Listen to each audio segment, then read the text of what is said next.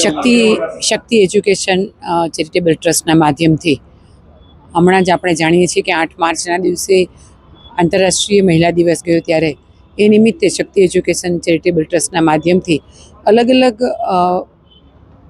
કલા ક્ષેત્રે જે લોકોએ ખૂબ સારું કામ કર્યું છે એવી તમામ મહિલાઓને સન્માનિત રાખવાનો આજે અહીં રાજકોટ ખાતે કાર્યક્રમ રાખવામાં આવ્યો છે.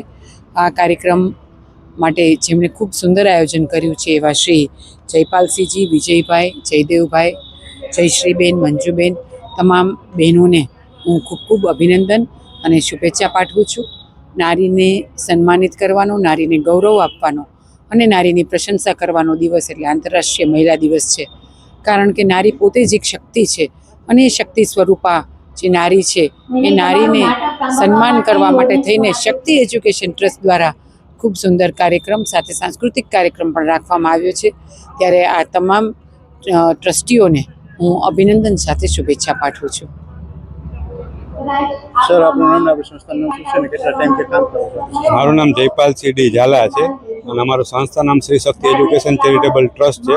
છેલ્લા 10 થી 12 વર્ષથી આ સંસ્થા કાર્યરત છે અને ગૌશાળા, સમૂહ લગ્ન અને એજ્યુકેશન માટે આ કાર્યક્રમ કરે છે બધા. અને આર્થિક ઉપાર્જન જે માણસો, મહિલાઓ જે છે, બ્યુટિશિયન પાર્લરનું આપણે ચલાવીએ છીએ અને કેમ ગરીબમાંથી જે આગળ આવે એ લોકોને સપોર્ટ થાય એ આપણે સંસ્થા કરી રહી છે. અત્યાર સુધીમાં 112 દીકરીઓ તો આપણે લગ્ન કરાવી ચૂક્યા છે અને 250 ગાયું છે આપણી આગળ ગૌશાળા છે. અને આ મહિલા સન્માન એવોર્ડ કરી છે. દર વખતે આપણે એવોર્ડ અલગ અલગ કેટેગરીના કરતા હોય છે.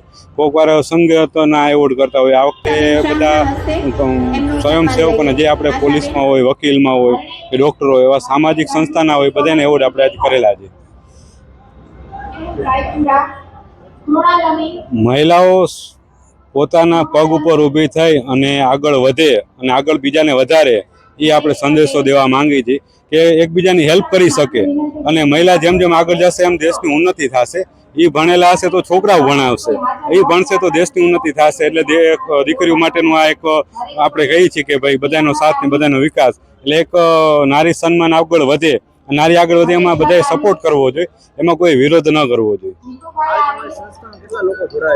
મારા સંસ્થામાં અત્યારે 700 થી 800 માણસો જોડાયેલા છે.